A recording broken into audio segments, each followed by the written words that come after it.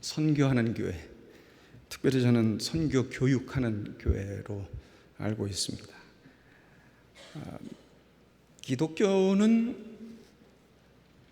저는 개인적으로 기독교를 종교라고 말하고 싶지 않은데, 이건 당위적인 거고 필연이니까 그런데, 다른 종교가 있음으로 인해서 기독교를 종교라고 했을 때 다른 종교하고 비교해보면 다른 면이 있습니다.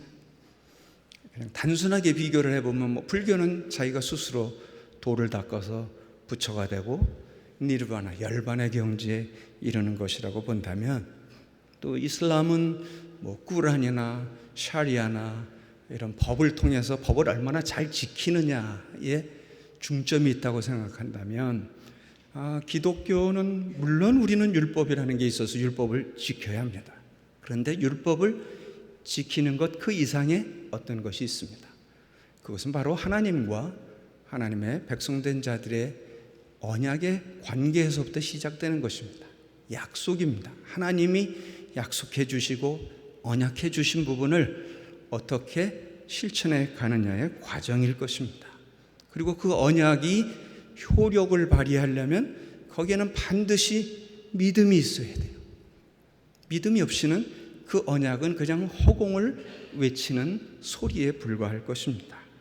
오늘 본문의 말씀도 역시 마찬가지입니다. 우리가 읽었던 이 마태복음 28장 18절에서 20절까지 말씀을 소위 지상대명령, 지상대위임령, 영어로는 The Great Commission이라는 단어가 붙여져 있습니다.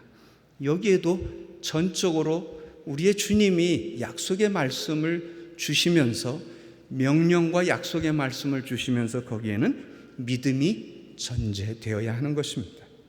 또한 우리가 왜 선교를 해야 하는지, 선교의 당위성이 어디에 있는지를 오늘 이 말씀 통해서 우리에게 가르쳐주고 있습니다.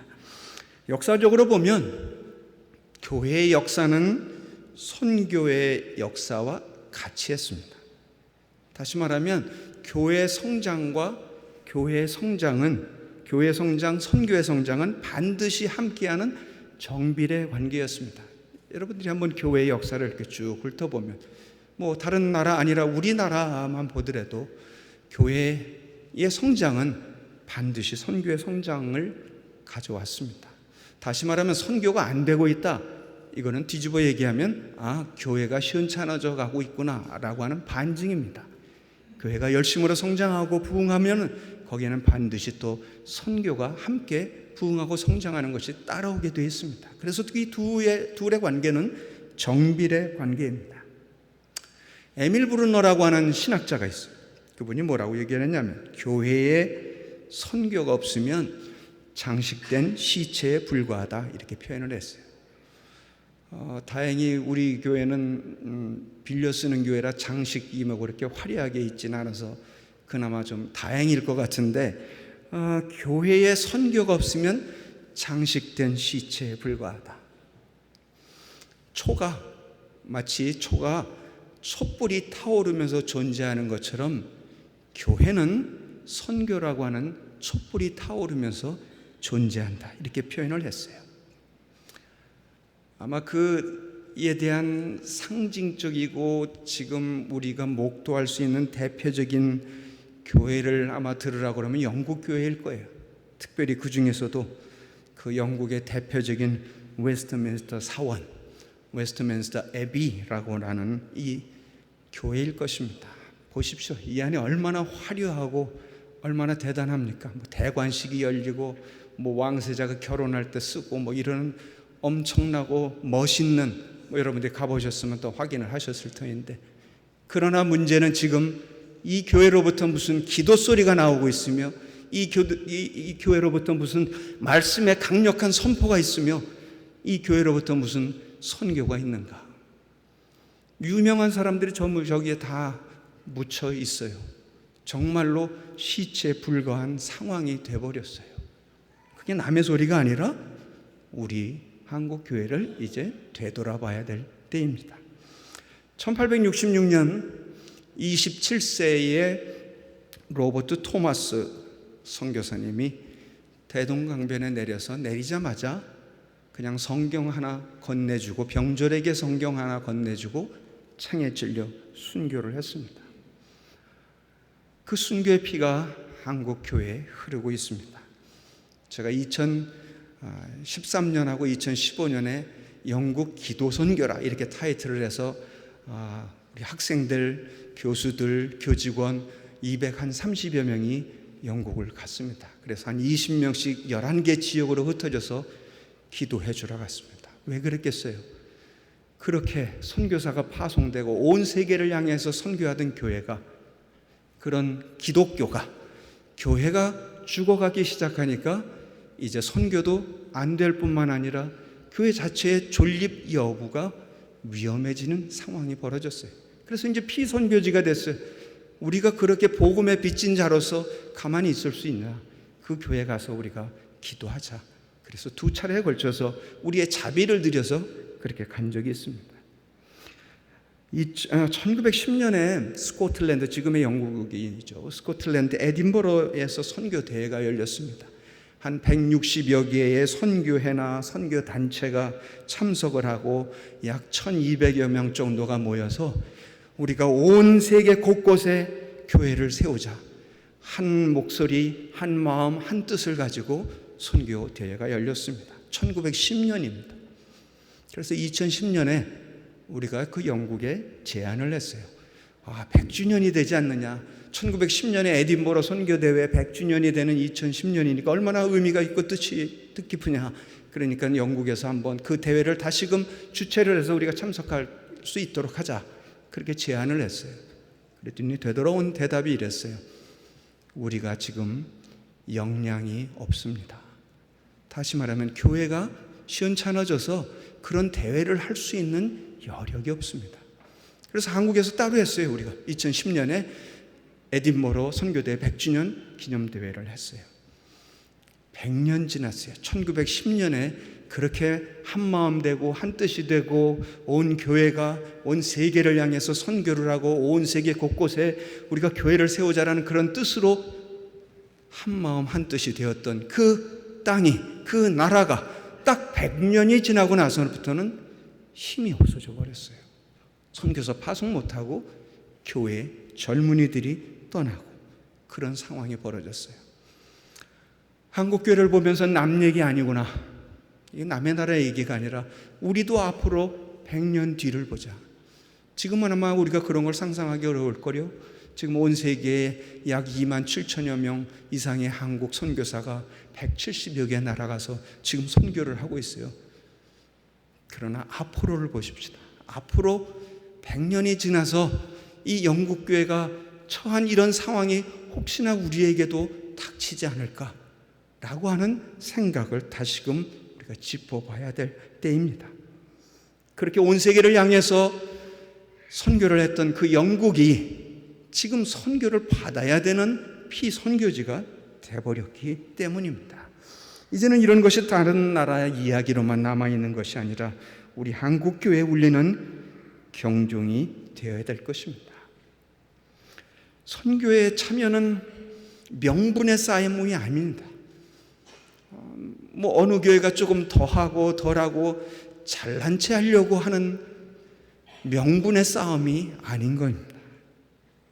그리고 선교를 하는 데 있어서 내가 꼭 해외에 나가는 선교사만 돼야 되고 엄청난 헌신이 있어야만 선교가 되는 것은 아닙니다. 우리가 어떤 생각, 어떤 의식을 가지고 이 선교에 동참하느냐의 문제입니다. 약 10여 년 전의 일입니다. 제가 파키스탄을 그 당시 때 주로 왔다 갔다 하면서 순회 선교사처럼 사역을 하고 있었을 때입니다.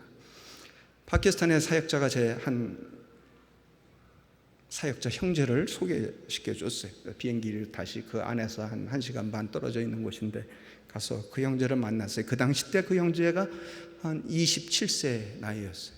그러니까 하루는 그 집에 가서 같이 잠을 자자 그래서 그 집에 가서 잠을 잤습니다. 그러면서 이런저런 얘기를 나누는데 보니까 2달 전에 결혼을 했어요. 2달 전에 결혼을 했고 그 아내가 간호사였어요. 그래서 이런저런 얘기를 하면서 그 자매가 이렇게 얘기를 해요. 저희 남편은 전도자로 불림을 받았기 때문에 한 달에 2주 정도만 나가고 있으면 되고 나머지는 다니면서 전도하고 선교해야 합니다. 그렇게 얘기를 하더라고요. 27세 청년이에요. 제가 깜짝 놀랐어요. 지금 신혼이에요. 신혼인데 자기하고는 한 달에 2주 정도만 있어도 됩니다. 근데 그 형제가 어떻게 예수를 믿고 전도자가 되었느냐가 중요한 문제예요. 그 형제는 무슬림이었어요. 무슬림이었는데 그 당시 때 그 대우 건설이 고속도로를 놓는 건설 공사를 하고 있었을 때 그 회사를 통해서 왔는지 어떻는지 모르지만 한국 자매를 만나게 됐어요. 그 한국 자매를 만나서 이제 남녀간의 교제는 아니고 그냥 만나서 지내는 정도였는데 이 당시 때 이 형제가 무슬림이었고 그러면서 그 자매한테 만나는 중에 내가 지금 다리 한쪽이 지금 아프다. 이 무릎 있는 쪽이 굉장히 아픈데 어떻게 쓰면 좋은지 모르겠다. 그랬더니 그 자매가 선뜻 그럼 내가 너를 기도해 주겠다. 그래서 그 자매가 그 형제를 위해서 기도를 했어요. 그리고 예수의 이름으로 낫게 해주십시오. 예수님의 이름으로 기도합니다. 그리고 마쳤어요. 그리고 헤어졌어요. 이제 이 자매는 한국에 돌아와야 되기 때문에 돌아왔어요. 그래서 이름을 알고 있느냐 그랬더니 이름은 모르고 그냥 미쓰리만 알고 있대요. 그래서 그 미쓰리 자매가 기도 한번 해주고 그냥 헤어졌어요. 그런데 이 형제가 그 뒤에 다리가 나은 거예요. 그 아팠던 다리가 싹 나았고 도대체 예수가 누구길래 왜 예수의 이름으로 기도했는데 왜 내 다리가 나았는가에 대한 궁금증을 가지면서 거기에 선교사들을 만나고 또 통신으로 기독교 교육을 하는 게 있어요. 그거를 들으면서 이 사람이 회심을 했어요. 회심을 하고 결단을 한 거죠. 나는 이제부터 예수를 전하러 다니는 사람, 예수를 선교하러 다니는 사람으로 나는 나서겠다 해서 결단을 하고 전도자가 되었어요. 아시다시피 파키스탄은 강성 이슬람 국가입니다. 복음을 전하기가 몹시도 어려운 곳입니다. 그러나 이 형제는 시골 곳곳을 다니면서 불악, 촌락, 마을 단위로 복음을 전해서 어떤 때는 막 50명이 회심을 하고 막 10명, 20명 단위로 회심을 하는 이런 놀라운 역사가 나타난 것입니다. 미쓰리는 지금도 모르고 있습니다. 바로 그거예요. 기도 한번 해줬어요. 다른 큰 헌신을 한 것도 아니에요. 그 형제를 위해서 그 아픈 다리를 해서 기도 한번 해줬더니 그 다리가 낫고 그 형제가 예수를 만나고 복음 전도자가 되어서 한두 명도 아니고 10명, 20명도 아니고 막 100명 단위, 50명 단위로 하나님의 백성이 그 땅에 돌아오는 놀라운 역사가 일어난 사실입니다. 놀랍지 않습니까? 큰 헌신을 요구하는 거 아니에요. 기도 한번 해줬어요. 이것이 바로 하나님의 역사인 것입니다. 우리가 오늘 처해 있는 상황에서 오늘 내가 하고 있는 이 일들 가운데 하나님 앞에 충성된 일을 한다면 그 결과와 열매는 하나님이 이루어 가실 것인가에 대한 비전과 기대와 소망이 있으시기를 바랍니다. 하나님은 이렇게 온 세계 속에 흩어져 영광을 받으시기를 원하는 거예요. 하나님은 온 세계 구석구석에 하나님의 백성들로부터 영광 받으시기를 원하신 하나님이고 그 영광은 어떠한 것에도 양보하지 않으시는 하나님의 의지가 있음을 보시기를 바랍니다. 이사야서 42장 8절에 이렇게 말씀하셨네. 나 여호와이니 이는 내 이름이라. 나는 내 영광을 다른 자에게 내 찬송을 우상에게 주지 아니하리라. 한번 다 같이 읽어볼까요? 시작. 나는 여호와이니 이는 내 이름이라. 나는 내 영광을 다른 자에게 내 찬송을 우상에게 주지 아니하리라. 하나님의 의지예요.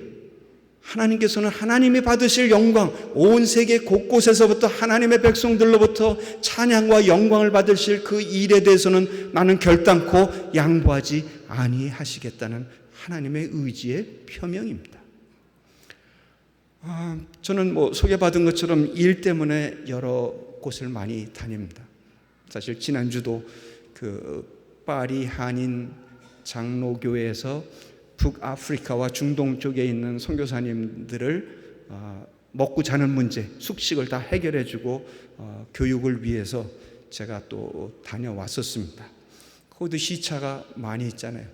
다닐 적마다, 해외 다닐 적마다, 뭐 여러분들 해외 여행을 해보셨으면 경험해 보셨지만 이 시차 때문에 많은 고생을 하잖아요. 잠 설치고. 그래서 오래전 얘기인데 그 잠을 설치면서 있다가 딱 스치는 생각이 들었어요.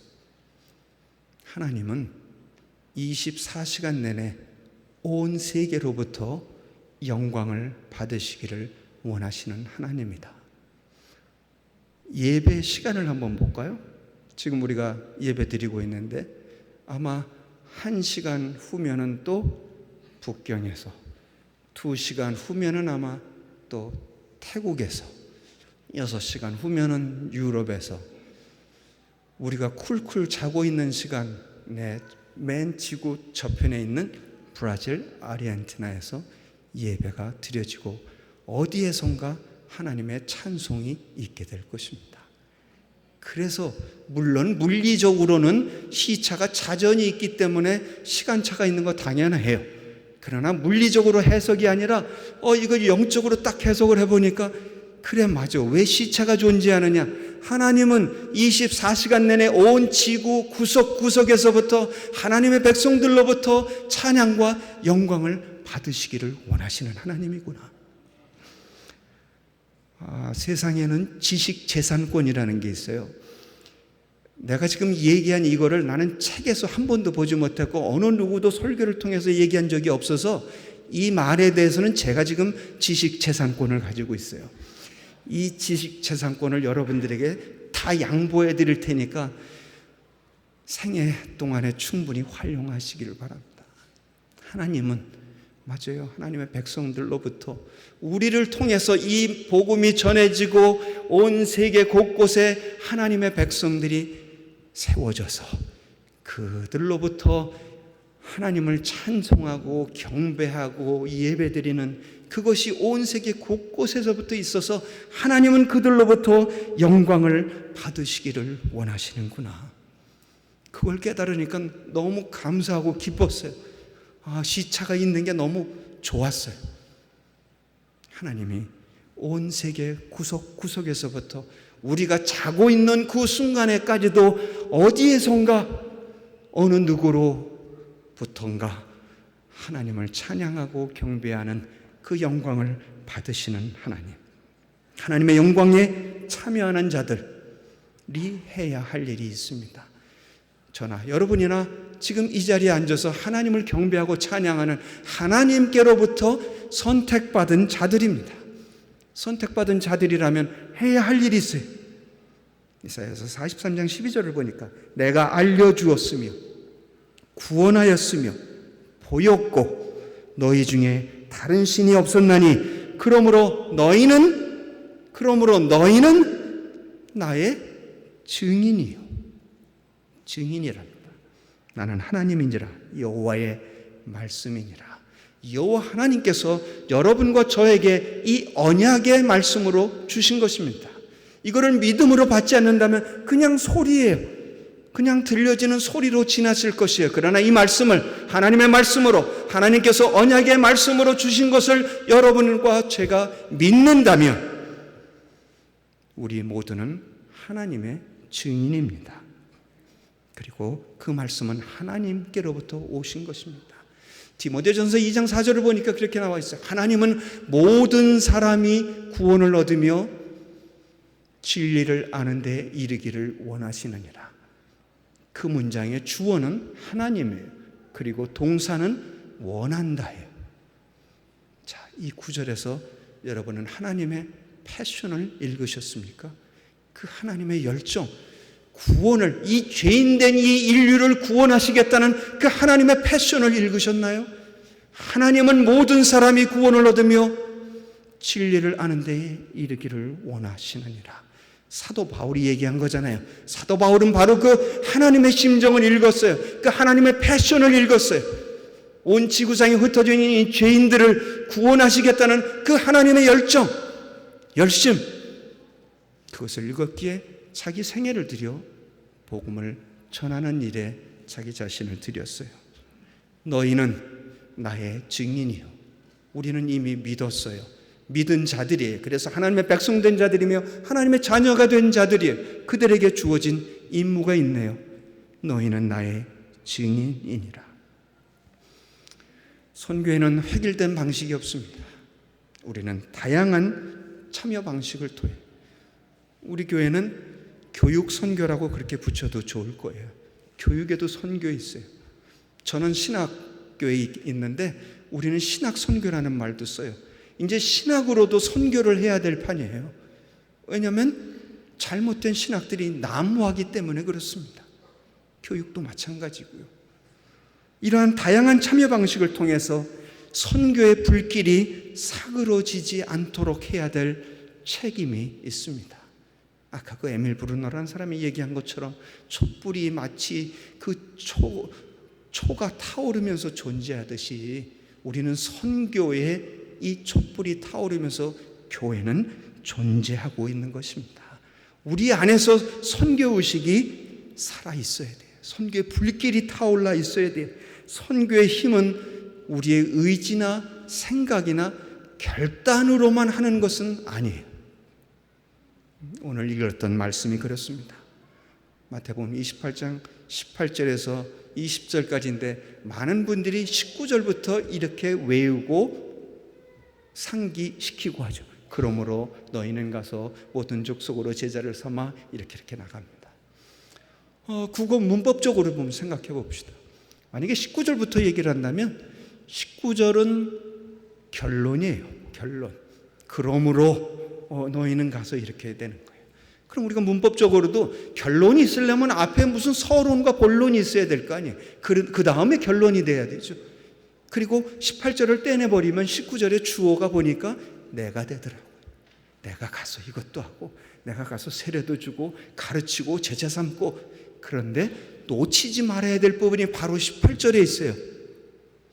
예수께서 나와 일러 가라사대 하늘과 땅의 모든 권세를 내게 주셨으니. 바로 예수 안에서요. 사도 바울 서신서에서 가장 중요한 단어가 뭔지 아세요?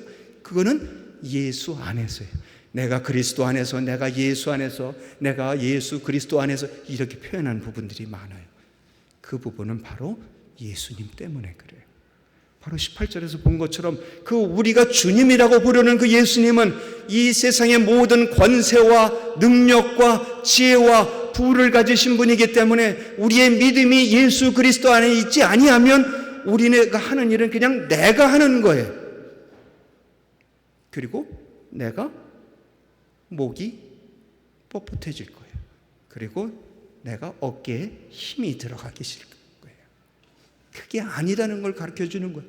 이것은 너희의 당연히 해야 될 일인데, 해야 될 일의 전제나 앞서서 우리가 이야기해야 될 부분은 예수님이 누구신지, 예수 그리스도께서 어떠신 분인지에 대한 너의 믿음이 있느냐를 확인하고 확증하는 거예요. 그러므로 이렇게 나가게 된다는 것을 보여주고 있는 것입니다. 세계 선교 역사에 있어서 1793년에 인도의 윌리엄 캐리가 인도 개신교 선교사로서 인도에 들어가서 참으로 많은 선교의 일을 했습니다. 성경을 번역하고 복음을 전하고 사람을 세우고. 그래서 그분을 우리가 근대 선교의 아버지, 현대 선교의 아버지라고 이런 호칭을 붙이고 있습니다. 그러나 그분이 사역을 하는 데 있어서 그렇게 탄탄대로 만사형통의 길을 걸어간 것은 아니었어요. 1700년대입니다. 1790년, 1800년대. 그때의 삶을, 그 생활상을 한번 이렇게 상상을 한번 해보십시오. 병이 걸려서 자기 아들이 죽었습니다. 그리고 그 충격과 어려움 때문에 자기 아내 선교사도 죽었습니다. 여러 다양한 어려움과 고통을 받으면서도 그가 왜 꿋꿋하게 하나님의 일을 행할 수밖에 없었는지, 그리고 행할 수 있었는지에 대한 비전과 그분만이 하나님과의 관계 속에서 얻어진 그 비결이 있었기 때문에 그렇습니다. 그 유명한 구절이 이렇게 되어 있습니다. 하나님으로부터 위대한 일을 기대하라. 그리고 하나님을 위해 위대한 일을 시도하라. 이렇게 되어 있습니다. 영어 한마디 좀 해볼까요? Expect, 기대하라. The great things, 아주 위대한 일을, 그 다음 단어가 중요해요. From God, 하나님으로부터. 그리고 기대한 자들이 가만히 있지 아니하고 attempt, 시도하라는 거예요. The great things, 그 위대한 일을 누구를 위해서? 나를 위해서요? 단지 그냥 교회를 위해서요? 아니, 목사님을 위해서요? For God, 하나님을 위해서. 계속해서 얘기했죠. 하나님의 영광, 그 하나님의 영광을 위하여. 우리는 그 일에 불림을 받은 특권을 가진 사람들입니다. 이 일을 아무나 할 수 있어요? 세상에 가는 사람 그냥 붙잡아다가 야 우리 일 하자 그래서 해집니까? 아니에요. 이 일을 한다고 하는 것에 대해서는 우리는 엄청난 특권을 가진 사람이에요. 하나님의 자녀며 하나님의 백성들이, 그래서 하나님의 자녀된 자들, 하나님의 백성된 자들에게 이 일을 맡겨주셨어요. Expect the great things from God. 하나님으로부터 너 이 위대한 일을 기대하라. 그리고 기대한 자들이 가만히 있지 말고 attempt great things for God. 하나님을 위해서 이걸 시도하라. 그렇습니다. 기독교 종교는 역동적인 것입니다. 가만히 앉아서 그냥 예배 드리는 것으로만 끝나는 게 아니에요. 그것은 가장 기본적인 일이고 우리가 일어나 행해야 될 때예요. 그리고 그 행함에 있어서 아까 예를 들었죠. 우리에게 엄청난 대단한 일을 요구하는 것만은 아니에요. 우리가 처해 있는 위치, 내가 받은 직분, 내가 해야 될 위치와 현장에서 충성을 다해 섬기는 일을 하면 하나님께서는 어떠한 일을 이루어 가실지. 아까 그 미쓰리 얘기했잖아요. 기도 한번 해줬잖아요. 그러니까 여러분의 헌금이 귀중한 거예요. 여러분이 얼마를 할는지 그거는 상관하지 않을 거예요. 하나님께서는 그 돈의 액수의 문제가 아니라 그 헌금을 통해서, 그 기도 한 번을 통해서 하나님께서 어떤 위대한 일을 행하실지에 대한 기대감을 가지십시오. 그것이 하나님입니다. 하나님이 통치하고 계시잖아요. 온 우주를 통치하시고 하나님이 창조주시잖아요. 우주 만물을 운행하시고 다스리시고 인도하시는 하나님이에요. 그래서 우리의 기도 한 번, 우리의 헌금을 통해서 하나님의 역사가 어떻게 이루어질지 거기에 대한 기대와 소망이 우리는 필요합니다.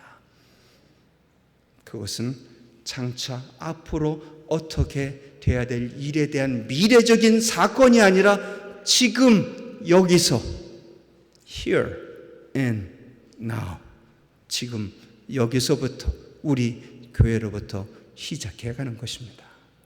기도하겠습니다. 사랑하신 아버지 하나님, 저희들을 불러주셔서 감사합니다. 하나님의 자녀 삼아 주셔서 감사합니다. 저희들이 해야 할 일을 다시금 짚어봤습니다.